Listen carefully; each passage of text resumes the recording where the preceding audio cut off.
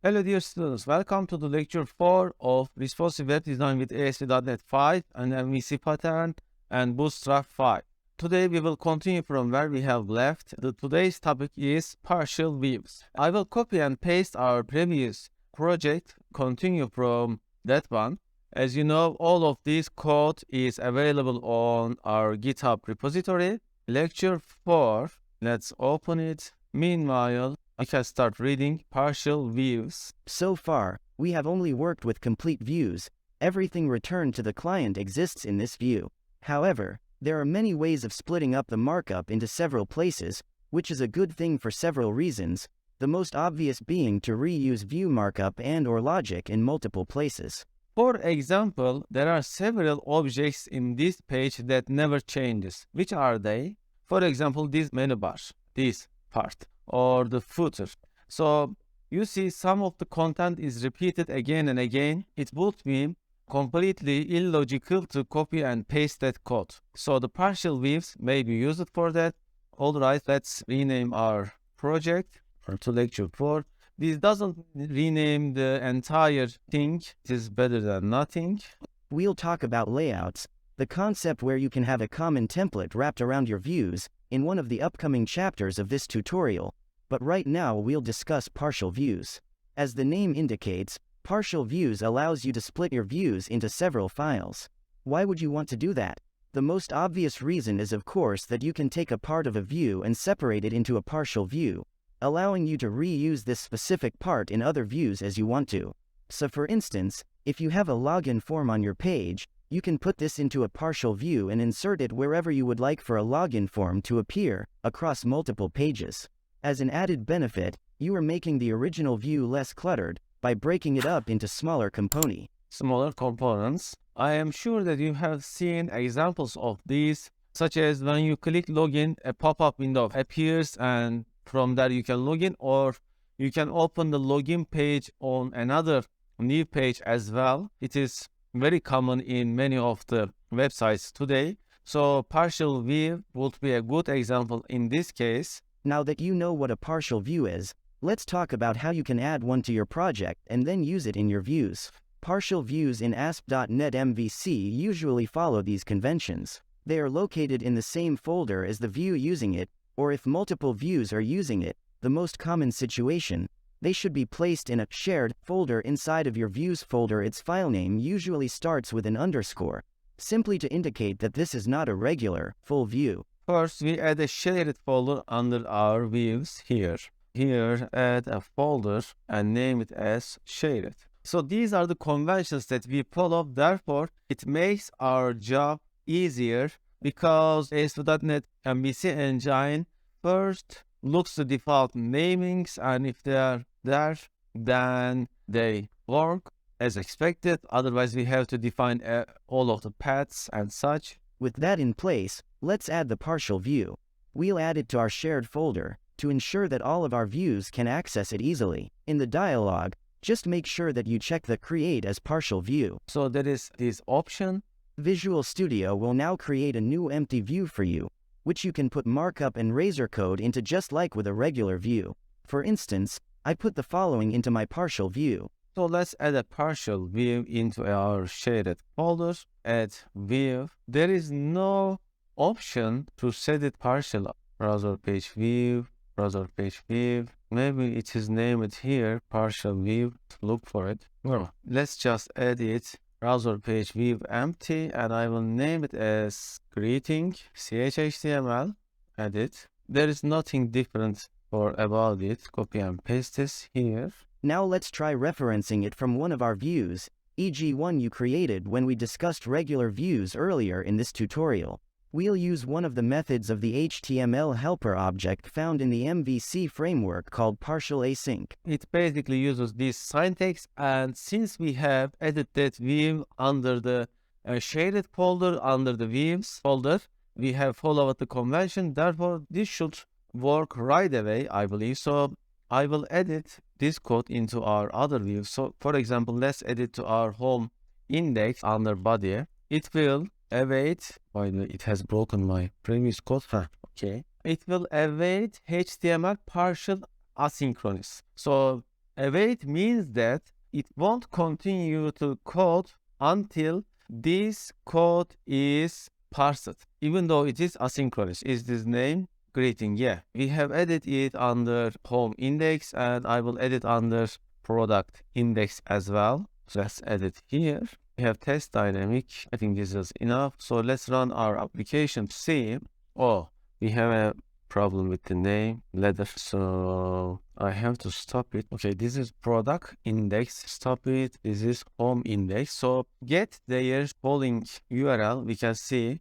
So the product index is just index. Yeah, it should work. I mean the home index, and product index can be called with details. So home index and product details are our URLs to call, because you see this is the action result. This returns the index view. If you watch the previous lecture, you will remember it. Over the time, you will get used to this syntax and it become much more easier. So this is equal to home index. Oh, it wasn't equal, so default was different. We had changed it. Okay, so our partial view is parsed. We can also check which part of the page is parsed at which moment, whether it is awaited or not. How can we do that?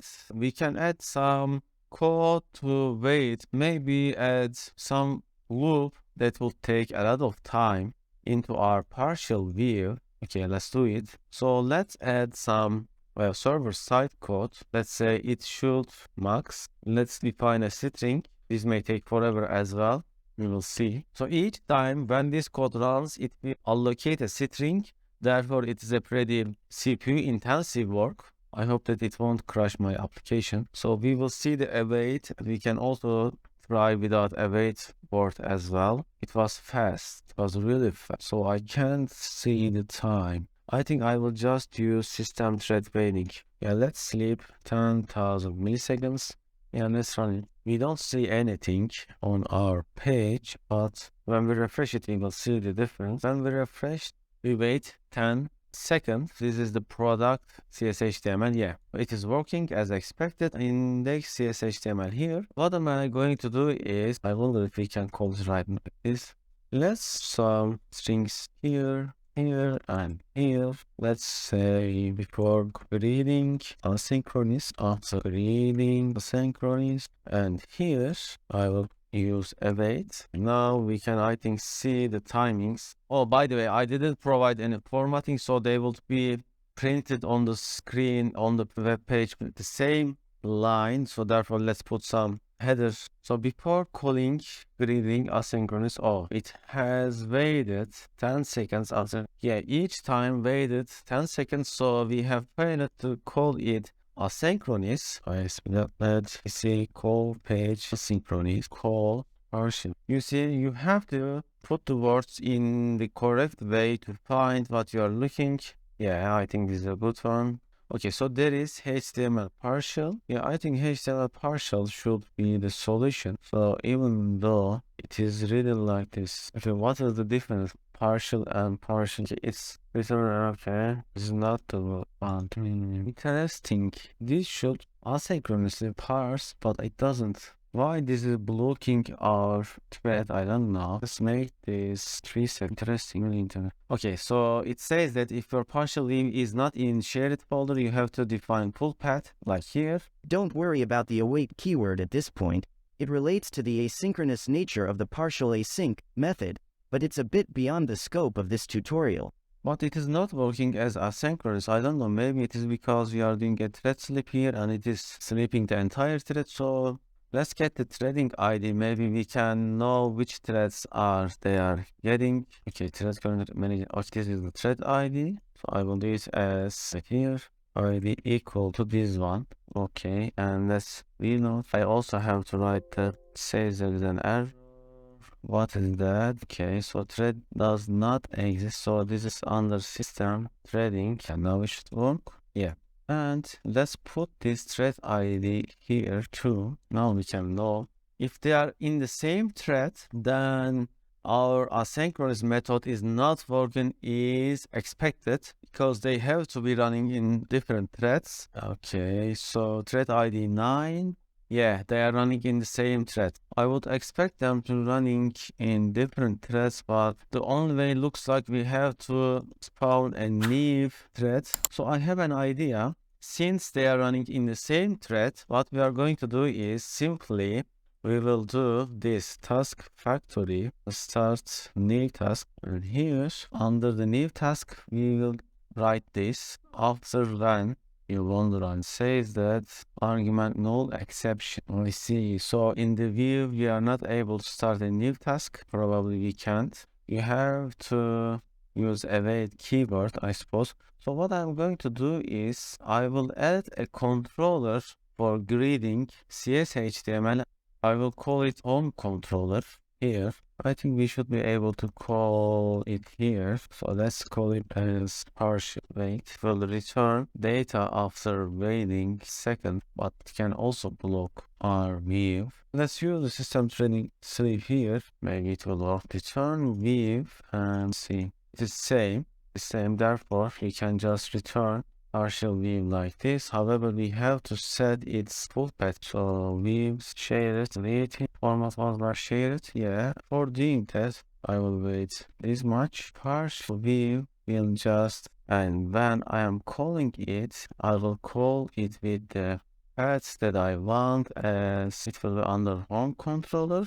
Inside home controller partial await. So home bring let's here as well. Okay, let's see if there will be any difference. If they are using same thread again, then it will be still looking, but until we try we can't. No, we have an error. Product index HTML. It says that home partial await is not found. Why is that? See why is that? Until we get used to it, taking some time. It's under the home controller. The action's partial wait. So let's try this first. Yeah, it is waiting, and then there's the view shared in not found. Share it greeting. Even though we have provided home interesting. No, it is under shared and greeting. Oh, I see. We have to provide views folder as well. So let's retry home and the partial wait. Interesting. The view, it is there though. Views shared greeting. Yeah, it is there. What is the mistake error? Views shared greeting. Do we need to provide? Oh, I see. We have to provide CS_HTML as well. That is why. I see the reason. When we provide custom convention, as you can see, we have to provide full path, otherwise it won't work. On partial wait. Now it is working. So here, why do we have a still problem? We provide the path as home partial wait and it is working as expected. However, here we get an error.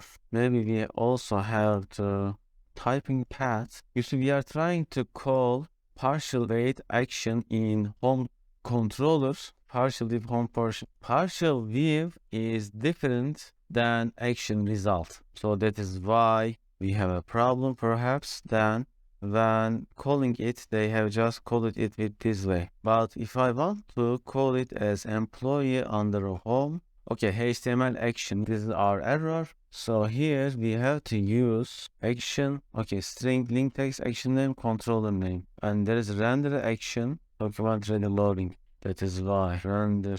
Okay, there is render partial string partial view name, but it takes partial view name. We need action. And I want it to be asynchronous. We'll just use HTML partial, and this time it will work because we'll just provide the partial view name. Let's use render partial, and render partial asynchronous. I wonder if there will be any. So what is the problem? Render partial string partial name, which is expecting. Yeah, we have seen that as well. So let's see the passing data. Passing data into partial views.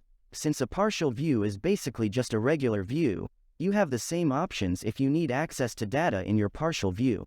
You can use a strongly typed model, e.g. the same model used in the parent view, or custom data through a view data dictionary instance, or even a combination of both. Since these mechanisms are the same for regular views and partial views, I won't go into details about it here, but instead dig deeper into the subject in our article on passing data into views.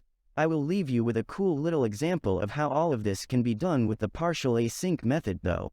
It's based on a pretty common scenario, where your partial view contains the markup needed to render an object multiple times inside your view. We can do this by calling the partial async method inside of a loop, and we can use a view data dictionary instance to pass in the index of the current iteration. It says that we can send our model, use that model in our partial view. So in this case, the model is product. So let's try that as well. Here, what I'm going to do is simply at the end, I will add some new lines to do that. The partial asynchronous greeting, the model will be the model of our data. I will just copy and paste this for, and it will also send a view data dictionary with providing a view data. View data is coming from, okay, let's see the format, I think from here, index I. So in our partial view, let's open it here. I think I will do some checks if that data is passed or not. If model equal to see picture one models dot product. I wonder if this, this wouldn't be maybe. First, I have to check if model is not null. Okay, so we are doing a dynamic partial view rendering here. If model is not null, then we check if the model is product. Then I will type model type is product and model dot. Okay, so to access it, I think use it y. Maybe I can equal to model as one product. Okay, and then I can access its, you see, first I check that whether the model is null or not. If model is provided, then I check that if that model is product type, then I get the model as product type with as keyword, and you see we have is keyword. Then I can with IntelliSense access its product price equal to this. I can also do another cool thing. So the cool thing is view data. First, we will check if view data is not null. It says that view data is a dynamic thing. I can write iteration count is view data dot, how do we provide it? We provide it with index here. And I will also add another model option to call this page from our home controller as home, and it is movie, by the way. And here movie, and then we can tell release date. Model type is movie release date equal to this one. So first, let's test this with our product, and then I will test it with our home movie controller. Here. Okay, so it has been 3 times printed. You see here, 3 times printed because it is inside a for loop. It say model type is product and product price. It is working exactly as we wanted. Nice. Now we will test this in our home controller. Should we call it here? Here. So let's add it to here. Some BR breakline. You can also put breakline here. Okay. By default, you can automatically access the same view data in your partial view as in the parent view, but as illustrated by the example above, you are of course free to pass in new data. So we can also access the view data. Oh, this is passing new view data. We could also access the parent view data as well. So I think I will do that in the other example. Do we have view data here? I think let's set some view data here. There is add. Okay, string k and t model. It takes string and t model. So new key value pair. Or let's assign something like test equal to, by the way, I have to, I think, set it like this. Okay, view data. Okay. Let's call it, this is home controller. And I won't pass this time. So by default, it should be passing into my greeting page here. Okay, what I am going to test is, by the way, I also need to test that if view data is not null, if view data contains key index, then it will be like this. And then we will check contains k test. We like the test. Now we have modified our code partial view to support multiple different callings from different views. So it supports all the cases that we might call. Okay, still working. And then home. Inside home, what is our, I think it was index. And here, yeah, it is working. Model type is movie and movie release date here. However, the test is not printed, so the view data is not passed into our model by default. So we pass model and then we pass view data. We have to pass it, I think, 3 try. So this will pass the current view data, and in other example, we pass a new composite view data. That is the difference. Okay, it is working. And here, yes, still not working. Why do you think? We assigned something here. Oh, I see. Because we didn't. So therefore, our previous test also failed. First, we try without passing the view data. Then try with passing view data. Okay, let's see. Yes. So by default, it is passed into the partial view. Therefore, it is working. So the calling view is sending view data as well, as mentioned in our tutorial. Okay, so I have searched that whether there is another method for partial views to call them asynchronously. I have found that there is view components in ASP.NET Core, which is better than partial views. It is also being used for almost same aim. Now I will show you how to use view component instead of a partial view. View components are also following a, let's say, path convention. So we compose a folder under shared because, as I said, they are being used for same aim. However, they are better than partial view. So components here. Inside that component, we generate our component folder. Let's name it as delete parse. Okay, so here delete parse, and then now we will add a view call. By default, the view name is default, by the way. Okay, so but let's add a custom view to name it. I will call it as parse CSHTML. Okay, so this will be our view. Let's try to add our controller as in controller folder. So I will name the controller as, okay, let's see how they have named it. It is just a regular class, not a controller, by the way. So do we have our classes? Yeah, we have models, unconventional. Yes, so let's add classes folder. Add folder, and under here I will add a new class as versus controllers. Okay, we can give, okay, this one inherits component, view component, and to be able to inherit it, we have to add ASP.NET MVC core here. Okay, then it have to has this method. Okay, it has to have public asynchronous task view component result and invoke asynchronous, and then we can return a view with the view name. Our view name is, okay, delete parse. However, now it was looking for components. Since this is the parse controller, it will look for parsed controller.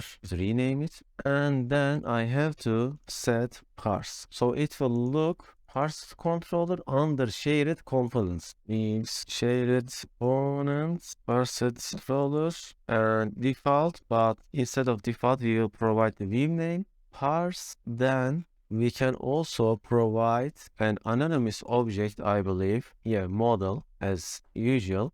Let's also use product. So to access product, let's add using lecture 1 models. So product equal to new products. The ID is equal to 100, price is equal to 900, title equal to test product. So I will pass this into view, and the view will be, okay, this assignment next await operators. Okay, so this is awaitable, and yeah, I want to use it. Text, let me check. Oh, we can also set view component name, such as, let's name this as test component written above here. By default, it was using this name, but we can also give it a custom name. Let's just ignore this first. So we will access parsed controller. It will return this in our view, which is here, parse. Yeah, here, model. Okay, here our model will be equal to lecture 1 product. models product. Let's name it as parse view component to be used as partial view. And here we can directly write ID, say unordered list. So ID will be the product ID, product price. Okay, this is not important. Product price. Okay, and I will call this partial view in my product index HTML.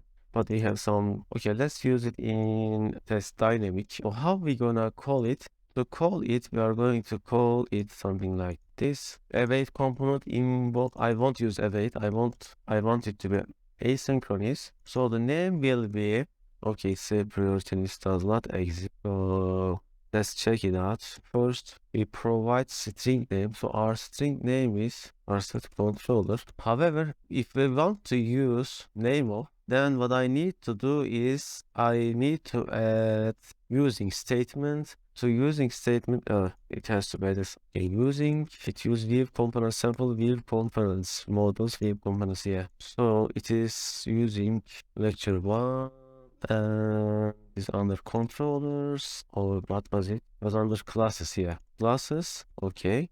And here I think I can add name of parsed controller. Do our parsed controller take any parameters? No. However, we can also set some constructor to provide parameters, I believe. This private int our product ID equal to, let's say, 100. And this can take ID. We can assign it this, call it as ID product, and then we can assign the ID here. Okay, and when I call it, I will now IntelliSense show me, but it doesn't show me. Why? See, so it's a T model arguments with T model. So this is about product model, not calling our controller. I see. I wonder if we can pass parameters to our controller. I mean the class. Yeah, it should be possible. How? Let's see. I see. So we provide it here, not in the constructor. Yeah, this. So what I need to do is parse controller. Yeah, I have to move it here and then assign it here to 100. Let's see if it is visible here in random times. Okay, it looks like we have to provide it manually. So where do we call test dynamic? It called with, let's check our controller or product. Okay, test dynamic is here. Dynamic. Yeah. Let's see if it is working. Component inward assign controller. And here, by the way, this name is not very appropriate, but let's see. I think we should rename this. Yeah. I think I will make this as I will change it here. Yeah, now visible. Inside here it is test dynamic. Then I will try synchronicity of component. By the way, instead of partial views, you should use components because this one is better. However, it doesn't get the model of the parent view or the view data. That is the difference. So according to your needs, you can test. Okay, product, test dynamic. Why? Oh, it is dynamic, not test dynamic. Okay, now we see 1000 and system print tasks. Let's see why. Okay, so inside test component here, let's see if it is calling this first with breakpoint. Yeah, it has come. Then I will continue with F1. Okay, then continue. Okay, so didn't return view parse. Why? Why is? So we can also provide. Okay, this is not one time. It was somewhere the custom name, but only yeah, my view. Yeah, it is this way. Okay. I see the reason. I see the reason. Since we have changed our component name here, we also need to change it here. You see how it is using naming convention. And now let's retry. Okay. Product dynamic. Still, it is not calling our view. Is yes file name. Does it matter? I wonder. Let's rename it. It shouldn't make it this, but let's try it. View component. It is there. I see. Let's try to provide full path of the view and see if it is working. So our view is under views, then shaded, then components, then a test component, then parse ch.html. Oh, I have a naming error here. This should have been working. Where did we make error? It is not working. Why? Task IV. We are doing exactly as here. Maybe we can give another name. Task IV component result involved from product. May it be because we don't have await. Let's see. Let's call it with await here.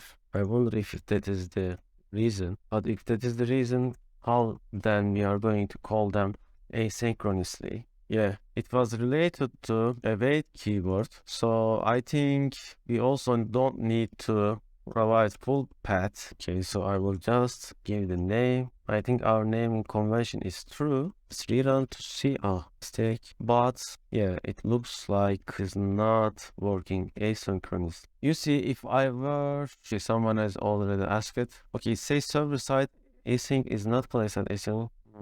I see. Okay, so it looks like our only way on client side for asynchronity is using Ajax, nothing else. Yeah, now it is also working. So this is our only way.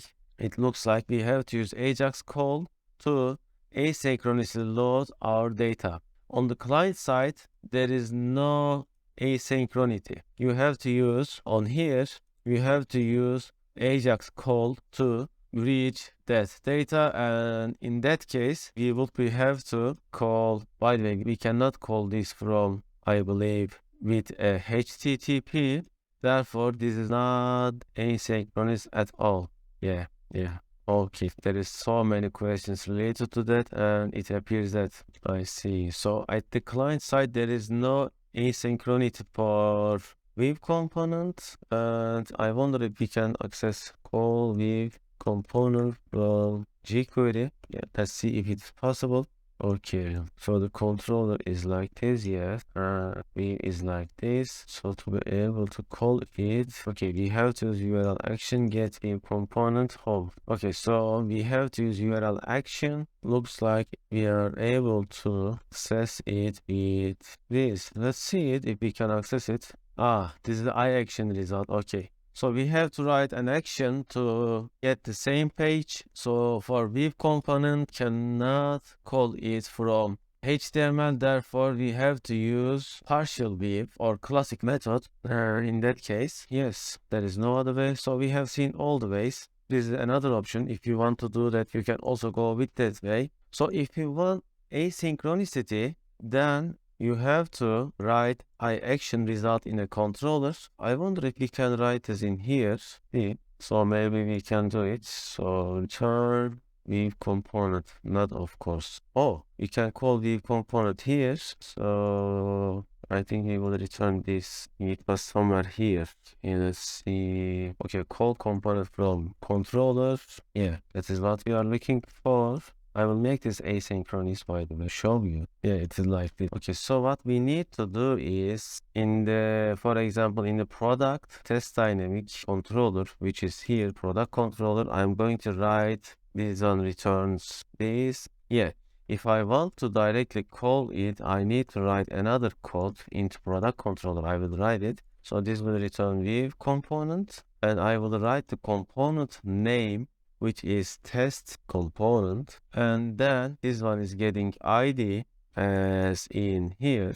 Okay, so I will write it same. It will be same by the we have provided ID or some ID. Yeah. So when we are invoking it, I just need to provide this. Yes. So let's say, let's call this one equal to this for ID of product equal to ID. Now I can call my Vue component with Ajax. So to be able to use Ajax, I will add jQuery to my project. Just link to our page jQuery CDN. So let's find the jQuery CDN here. Yeah, let's see minified here script. Okay, I will add this script into my test dynamic CSS/HTML. I think I can add it. I will add it to top this. Okay, then I will write the jQuery async call here. Yeah, script jQuery mean, okay, we don't need, we have already edited. And here script gets, oh, okay. So our link is product. It will get my view components. Okay, it's fine. So go to the right here. Function data says or the HTML data. Oh, this would replace entire HTML. I think we need to append it. Body C. So it will be like this. Append data. Well, let's see. Product get view wall should work. So this method will return a data. Load data for HTML get is this data URL says data type settings. This, oh, this is equivalent to this. Yeah, it is another Ajax query. Let's see product dynamic. Why? Okay, this is working. So maybe we need to, yeah, we have to define it like this. Retry. This is most complex. Okay, let's also read this. The quick information related to Ajax jQuery. $Ajax is the most configurable one, where you get fine-grained control over HTTP headers and such. You're also able to get direct access to the XHR object using this method. Slightly more fine-grained error handling is also provided. Can therefore be more complicated and often unnecessary, but sometimes very useful. You have to deal with the returned data yourself with a callback. $.get is just a shorthand for $Ajax, but abstracts some of the configurations away, setting reasonable default values for what it hides from you. Returns the data to a callback. It only allows GET requests, so is accompanied by the $post function for similar abstraction, only for post. Load is similar to $.get, but adds functionality which allows you to define where in the document the returned data is to be inserted. Therefore really only usable when the call only will result in HTML. It is called slightly differently than the other, global, calls, as it is a method tied to a particular jQuery wrapped DOM element. Therefore, one would do $div wanting content, load. Okay, load is also looking much easier and better option. I will test that. It is working and it is adding to at the end of the page. So now we can see the difference of asynchronous loading. So what I'm going to do is time before component asynchronous will be datetime. Now time before components load asynchronous, time before Ajax query, time after Ajax, time after Ajax. In our test component, I will and a pause sleep as, let's say, 3 seconds. Now we will see the difference of Ajax. We will see immediately time before Ajax and time after Ajax, and then the data will be loaded. So this will not block page rendering. This is truly asynchronous. However, these are not asynchronous. It is not possible to obtain asynchronity with writing like the server-sided razor. Let's try. Now we will get some delay, of course, in the loading and parsing. Okay, now in a while we will see, yes, you see, now this has appeared. You see the difference? This has appeared much later. I can also block this, or let's add a parameter to here to block. I think I will say as block equal false, or let's say delay. Delay equals false, delay equal false. So I will now explain better. Delay equal true, and I will make the delay with a checking rule here, and I will make 5 seconds instead of 3. Now we will see the page immediately parsed. Then our Ajax query will get completed after 5 seconds. If you wonder what is jQuery, it is a JavaScript framework, maybe the most popular one. It allows you to do a lot of JavaScript functions easily. It is a great framework, we can say. Okay, so you see entire page is loaded, and in the 5 seconds we will see yes, it has arrived. So this is how we can do. By the way, you see the product ID is 100 because we didn't provide product ID when we are calling it. How can we also provide product ID? We can provide it with ID of product equal to something like this. This is probably not case sensitive, but you should be careful with English and non-English letters. And then product dynamic. Okay, we have a problem somewhere. Okay, now okay, it didn't work. Maybe it is, let's try it. Components, is this a very big number? No. ID of product. Why it is not? Maybe it is expecting to be written like this. See? Let's see why. Ah, I see. Because we are using the actually method here inside product controller. Yeah, it is taking this. I have to provide like this. It is underscore. Now working. Let's now check case sensitivity. Okay, now also let's provide delay equal 0. No, delay equal false probably. Stripe. Let's make the delay equal false. Wait to revoke again. Interesting. Why? How do we provide boolean? No, delay equals 0. It is not working either. Oh, I know, because we don't have delay here, therefore it is not working. Let's also add it. Delay equal true, and if provided delay equal delay, now we can set it. Here I will set it as ideal product and delay equal false, or let's say true. Then I will call it with false. Okay, we have a problem somewhere. Yeah, it has to be boolean. We have spent so much time, but we are getting expert on MVC. Okay, now it will take 12 parameters and it has a delay. Now I will provide delay equal false. Okay, no delay. Now let's add ID of product starts with underscore equals something like this. Okay, now it's working as expected. Now we can move to next topic here. So we are starting to see layout, but I think I will leave it to next week. And I am hoping you will understand every part of this. Alright, end of the lecture. Hopefully see you next week.